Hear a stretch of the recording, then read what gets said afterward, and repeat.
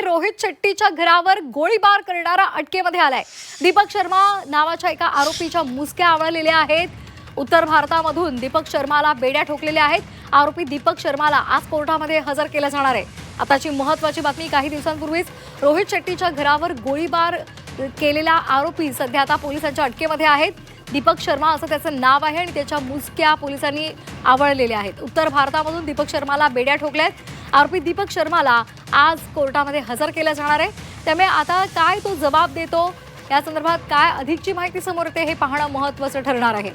तर वारंवार बॉलिवूडमधल्या अभिनेत्यांना, खास करून सलमानसह इतर अभिनेत्यांना धमकी दिली जाते, त्यांच्या घरावर गोळीबार केला जातोय आणि त्यामागे बिश्नोई गँगचा हात असल्याचं समोर आलं होतं।